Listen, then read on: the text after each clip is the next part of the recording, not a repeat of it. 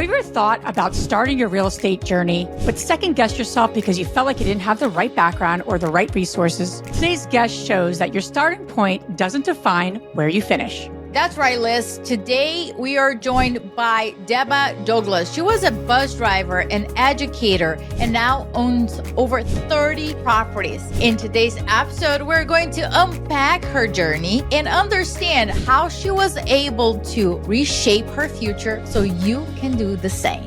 All right, InvestHER Plus is officially live, and it's everything you've been waiting for. We're talking AI power networking to connect you with other investors who are serious about building their portfolio, not just dreaming about it. You'll get access to Market Master Her, our step-by-step ebook that will help you master any market, and an on-demand real estate fundamentals course that will help you build your confidence. Add nationwide chapter access, exclusive discounts worth over $6,000, and a 21-day meditation guide because, hey, balance is key.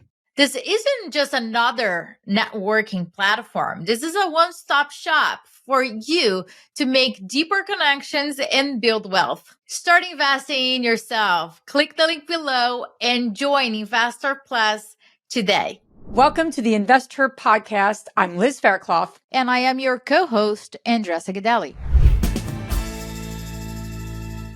So, Deba, you were a bus driver, an educator, and then now a real estate investor owning over 30 properties. You have a very inspiring journey, and we want to dissect that during this episode. Many women that are listening to our episode today are justifying not growing their real estate portfolio for lack of money, lack of funds, or lack of experience. What would you say to them? Honestly, the first thing I would say to them is that it's not a lack of money. It's really a lack of knowledge. And if you have the time to scroll on Instagram, scroll on Facebook, you have a couple of minutes to, instead of scrolling, you could literally just be on Facebook, but go into Facebook investment groups in your area. And that's what I did. And instead of me just scrolling and kind of looking at what my friends were doing, I literally would scroll and find DFW investment groups because I'm in the Dallas area. And I would spend more time scrolling, reading, trying to figure out more information because real estate investing is like a whole different language. So you have to understand that language. And the best way to do it, I was just on Facebook. And the other thing I would say to women that, because I felt that same way. I felt that I was like, you know what, this is where I'm going to be. This is where my life is going to be. I just need to just kind of get content with it. But there's something inside of you that keeps wanting more. Tap into that inside that wants more, because I guarantee you it will lead you to the next path of where you need to go. Oh, I love that. So when you were... Deba is my type of people. Yes. Like, honey, if you have time to go on TikTok, Facebook, Instagram, oh, honey, you have time to learn real estate. What is it, Liz? Baby girl? Baby girl. Baby girl, you have it. That's right. I love it. So as you were scrolling, right? Not scrolling and looking at random pictures on Facebook, but actually getting connected to people. Were you doing this when you were an educator? Tell us when you were doing that and then how you then transitioned to that first deal. We want to dive into that first deal as well. Yeah. So I literally started just dabbling into real estate. It just happened. I was home for the summer. We had a couple of weeks off as an assistant principal. I just happened to go into our office and read and found the book Rich Dad, Poor Dad by Robert Kiyosaki. Literally, this was everything that was fueling inside of me, but I really didn't know how to articulate it until I read the book. And then I was like, oh, this is what I need to focus on. And so as I started reading the book, and I think what was really a light bulb that went off on my head was when it talks about liabilities and assets. And so here I am thinking I made the right decision. I went to school. I got a degree. I got a great job with great benefits. I should have a lot of assets.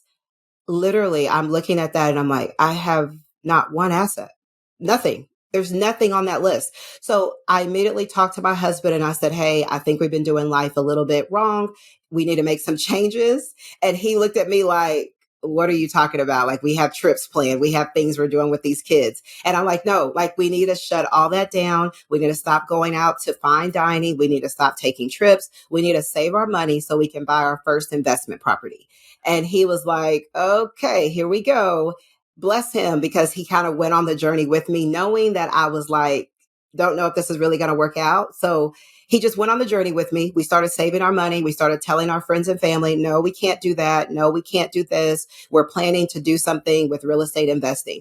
A lot of them laughed at us. A lot of them were like, okay, real estate investing is only for the wealthy, blah, blah, blah. But it worked. And that's what kind of led us into diving in, was that book. And I remember for Christmas, I got everyone in my family, friends, that same book. And I wrote a little note in there, like, I hope this book inspires you like it inspired me.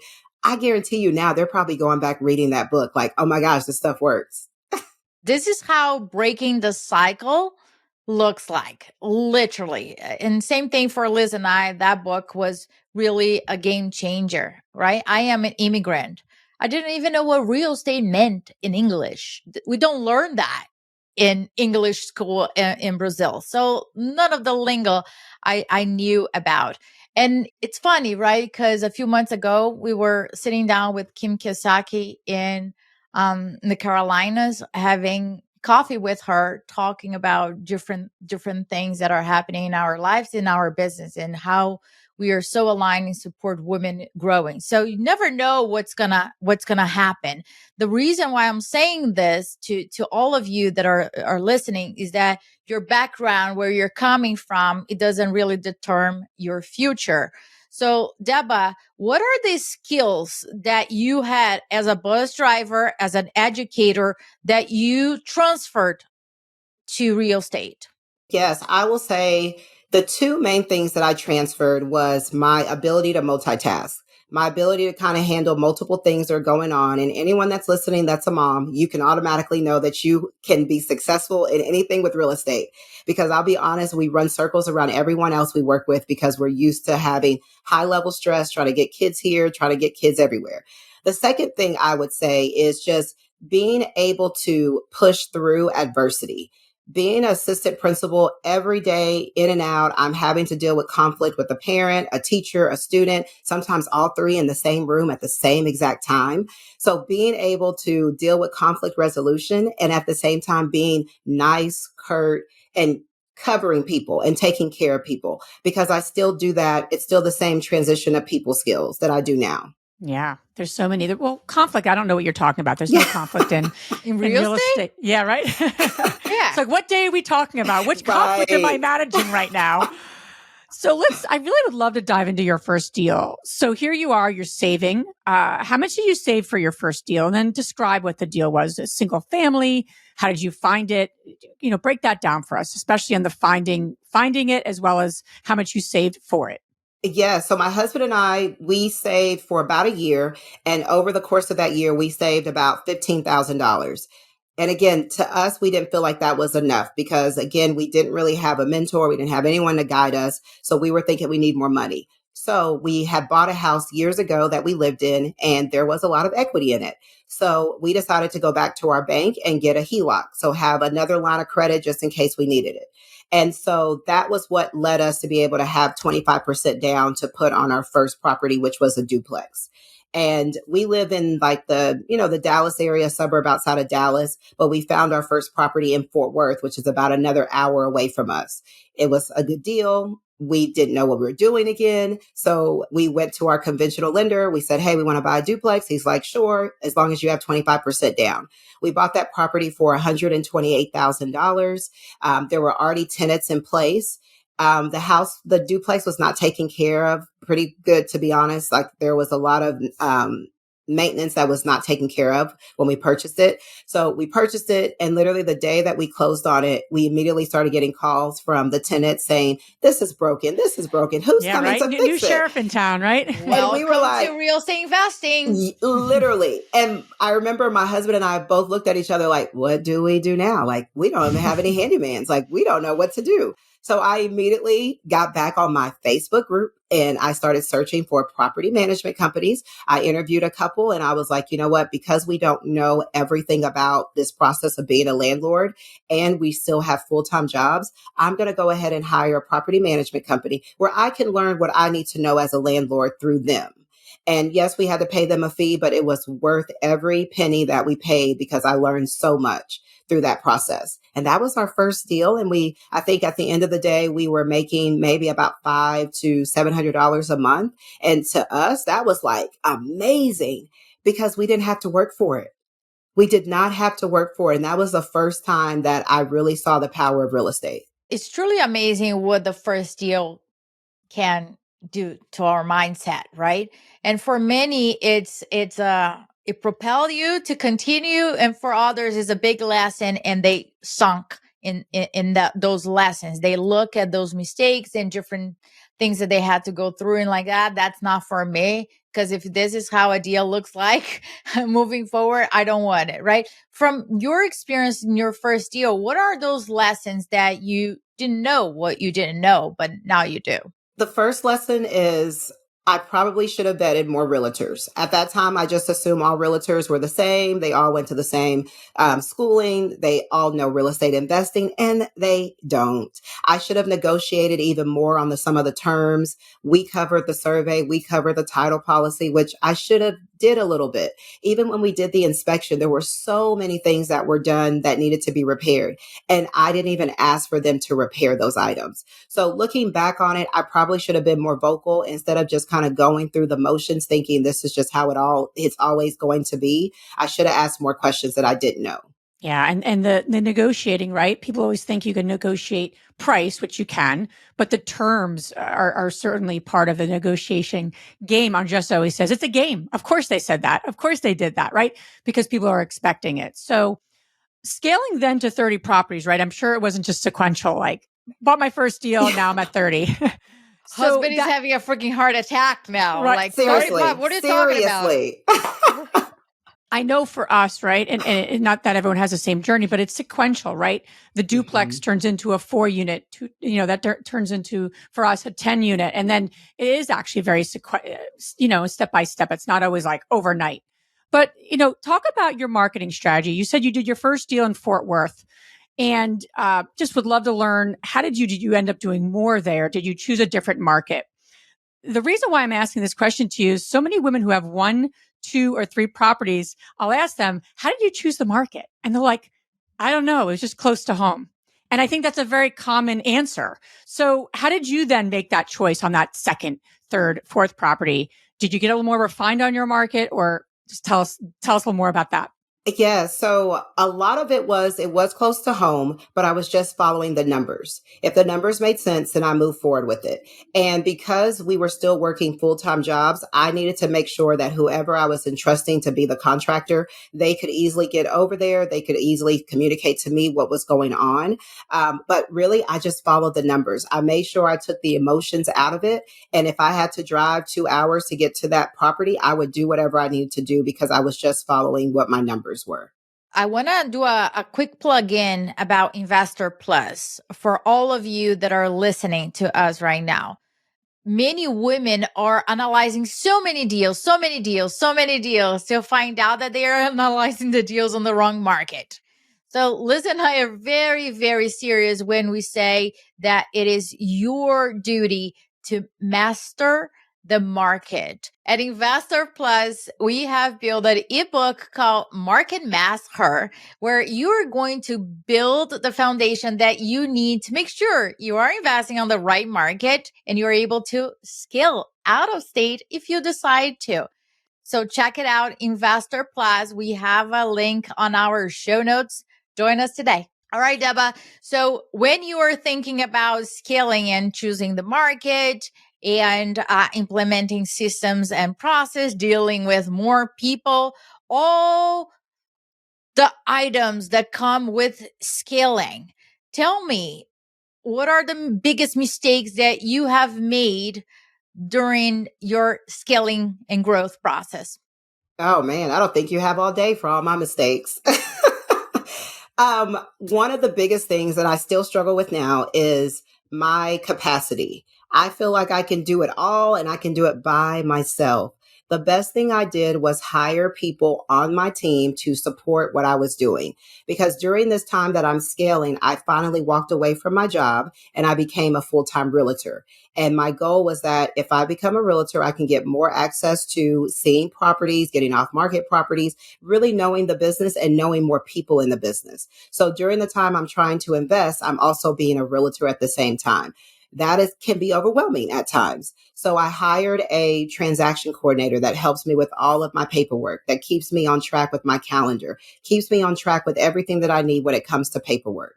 And then as we continue to grow with our portfolio, I started to hire another assistant that helps me manage all of our properties, because we got to the point that we felt that we could manage the properties better than the current property management company. And we said, you know what, we'll just take that in and we'll pay someone to help us with that. And that's what has really just helped us scale, is me understanding I really have ambition to do this, but if I don't have people to help me execute it, then I have to say no to it at this time. Yeah. And so much of it is financing. How are you going to pay these people? And so much, not just pay people to support you and help you, but also finance your deals. So the saving of the first down payment, you tapped your HELOC for that first deal. What were your other strategies to finance your deals? Do you own all those by yourself, or tell us a little more about how you financed everything? Yeah. So as we started building up, again, we were listening to podcasts and we're like, how are people buying 5, 10 properties in 1 year? Like, we just gave all our savings 25% down. How are we going to recoup this? So we started diving in and learning more about hard money lenders. And initially we thought they were more like loan sharks, like they're going to come in the middle of the night and take your money if you don't pay on time. I mean, there's really a negative connotation with hard money lenders. But we took some time to meet with a couple of hard money lenders. At that time, I was starting to meet with other investors, and they were connecting me with hard money lenders that they've worked with that were trustworthy. And so that's what made us really scale, because in the beginning, we were using our own cash, using our own HELOC money from our equity. But we really scaled by using hard money lenders. And I found a great hard money lender that worked with us as we were growing, and they were able to adjust some of their terms as we continue to do more deals with them. And that was really the game changer for us. I think for a lot of investors, especially the introverts that are listening, you get so busy listening to podcasts, joining different types of courses, but you are like in silo mode, trying to figure out everything by yourself. Sometimes you go to networking events and then you chit chat with a couple of people.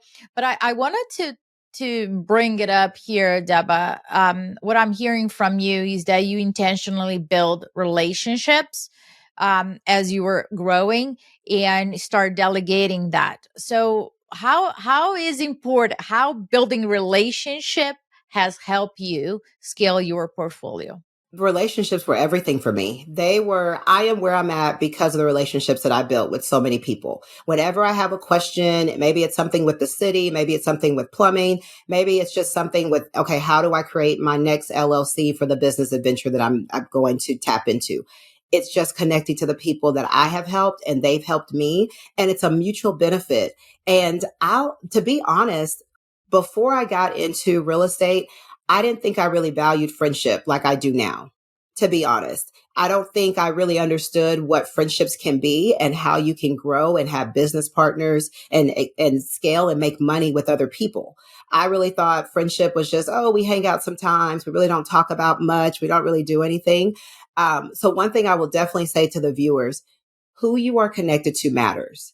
If you guys are meeting up and you're not talking about making money, you're not talking about building an empire, you're not talking about goals, you're not talking about being a better you, that's not the people you want to be around. Because honestly, you're going to get to the point where you're like, I don't even want to go hang out because it's boring. I'm not getting anything out of it. And I'm just being honest. You're looking at your watch the whole time. Seriously. And I will say, now the people that I'm around, they make me better. They make me to be stronger. They make me think differently. And I'm always finding ways to be a different person than I was yesterday. That not only does that change me, it changes everyone around me to keep growing. I couldn't agree more. I think that you elevate each other and it is part of the conversation. What's going on? We had a conversation about like state planning, for example, right? Okay, we're going to have some drinks and talk about estate planning. Yeah, we were talking about, okay, if I die, we made jokes about certain things like, hey, listen, pull the plug, because I cannot stand 3 more days over there. So we make light of things on very important subjects, but at the same time, you know that you're building a reliable support system in order to grow. But there's always a but, Deba. You know what? There's We're always an a and, yes, but this is a but. Yes, but yes, but all the women that are listening, depending on where they grew up, and there's traditions, there's like this, oh, this is family, so I need to stick with them. And this is how we do things. Oh, that's how it's been done for generations and generations. And we're not telling anybody here to kick your family out to the curb, right? But what would you say to the women that are listening that are still hanging tight to that circle of women that she knows, Deba, she knows deep inside, she knows that those people are just holding her back from living her best life? What would you say to them? I will literally say that was my story. I had a lot of friends. I had a lot of family that I was very connected with, that if I decided to step away and do something different, it was really going to be detriment to my family. It was going to be detriment to my friends. I did it anyways. And I did it with love. I did it with care. Whatever I could bring them with and bring them upon whatever I was doing, I would bring them. But if they were just kind of like, okay, I'm not ready, I wouldn't force them into it, because I'm going through a different world. I'm learning something different. It's scary for me just as much as it is them watching me do it. But I will tell you, because I kept doing it and I kept going and I kept being consistent with it, they now joined me. And now my family invests in real estate. My brother recently, he has over 14 rental properties because I did something different. So sometimes your obedience to yourself will open up doors and break generational curses to your people behind you, to your family, to your friends. We just need one trailblazer. And I guarantee you, if you're listening to this podcast, you probably are the trailblazer. Oh, I love that. When you were having these conversations with your family members, right? And it could be in a couple of different ways. One is like, hey, this is what I'm doing. And two, some of them could be draining your energy. How did you manage that? And how did you then share with what you're doing in a way that you weren't looking for advice, but you were sharing it so you can impact them to your point? I think sometimes we avoid what we do with people who don't know, because I don't really want to be told this is not a good time to invest. I don't want to hear that from Uncle Joe who has no rental properties, right? I have but I want Uncle to Joe is never, since 1976, it haven't been good. I do have a great Uncle Joe who I used to love, but who actually did invest in real estate. Sidebar. But my question and my point is that you want to share, and you want to kind of share what's coming up, because I want to see my sister-in-law or my family be impacted by generational wealth versus me having all this lovely content and information and not sharing it. I also don't want to be pulled down. So how did you navigate that dance with people in your world and elevate versus just keeping it to yourself? Yes. So with the naysayers, I would only talk to them at certain times during my day. So for example, early in the morning, that's when I'm like on fire. I'm ready to tap into a new project. I'm not going to talk to you in the morning, because I don't need you to kind of throw any slight doubt into what I'm doing, because I'm already terrified. And the other thing, I would always be mindful of what I share with them, because honestly, they're more giving me advice based on the lens of their life and the financial situations that they're dealing with and the scrutiny that they're dealing with at work. It has nothing to do with me. So I would be more, I would say just a little, to just give them a little bit of insight, but I wouldn't go in depth, because I'm like, there's no growth that's going to come from that. They don't really understand it. So there's no point in me going on and on, because at some point they may take that as I'm bragging about all these things that I'm doing.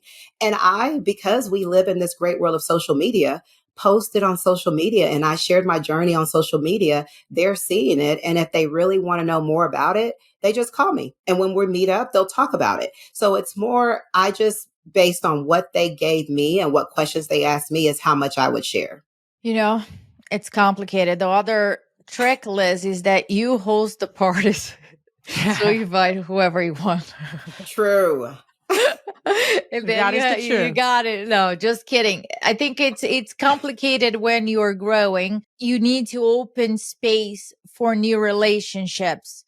And we don't know what we don't know. I didn't know about HELOC. What is this? And I think that there's a lot that people just don't know. So when they don't know something, it's very scary and they're immediately against until they understand that this is not a scam. This is not, it's just another financial tool that was not taught in school. And we deserve to know. We deserve to share stories like yours to all the listeners so they can see and they can listen to what you did so they can do the same and start breaking those cycles as they go along. That's pretty much it. One thing that I am listening are you talking over and over again is that it didn't take you too long to delegate, and that allow you to scale. Here's yes, but again, coming through. A lot of women listening have a really hard time delegating it because they have been this warrior throughout their lives and find down and figure out things by themselves. It had served them. Absolutely. No doubt about it. But now they have built a very successful business and are having a hard time delegating. What would you say to them as their next step to start shifting that mindset? I think it's really thinking about your big goals. Like ultimately, why did you jump into real estate? What was that ultimate goal? And it wasn't to work. Let's be honest. It was not to work. It was to have freedom. It was to have freedom where I can walk my son to school every morning. I can go eat lunch with them. I can just be present. And so for me, whenever I do have that power struggle of, do I delegate this or, oh, it'll take me 5 minutes to just do this. Let me just do it. I'm not growing anybody else around me by just me taking it on and doing it. And I'm opening up more levels of freedom for me the more I delegate. And let's be honest, I'm not that great at everything. I may look like it, but I'm not. Trust You look believe, like it, I'm Deba. not. You I look am totally, you not. do. You do. Totally. You I do. You am got not. that vibe. And so I've learned that I can put other people in the roles that they would love it. They would take it on and take ownership of it, and they would run circles around me. And I love that for them. And now I've created a space for them to flourish in what their strengths are. I love that. And Deba, I want to make a mention to something else that you said, and I want everyone to that's listening to hear this. You did something very interesting. You created a circle of people that were maybe a few steps ahead of you. And you also had people that were, I don't want to say a few steps behind in a bad way, but from a real estate investing perspective and from a financial perspective. And you played in both of those circles. And I think that's really important that if you're listening to this and you don't have a circle that is actually like has bigger goals than you do, right? That's not a few steps beyond you, then you're limiting your growth. And also then you have another circle of people that you may be supporting, mentoring, helping. Hey, this is how I did this. Both circles are important for growth and for a lot of different reasons. That's pretty much the reason, right? We've created InvestHER is that both are important. Both will not keep you where you are. And that's what we're so committed to for every woman listening, every man listening, that it's those, one stretches you and one you're able to a hand out and a hand up, whatever that phrase is. So you did that very beautifully. And I think that's a really important lesson as we're scaling because you're not going to know everything. You're just not. And you can't know everything. So kudos to you, Deba. Where can everyone listening learn more about you and connect with you? Yes, I'm on all the social media platforms. I spend a lot more of my time on Instagram. So you can follow me on Instagram at Deba Flips Texas, or you can go to my website, which is douglasdwellings.com. And I'm this person that responds. I'm here and I would just love to connect and just learn more about everyone else's real estate strategies. Deba, thank you so much. All this information you guys can find on our show notes. Really appreciate you just sharing your story and your strategies, your way of being. Thank you so much, Deba. Thank you. Thank you.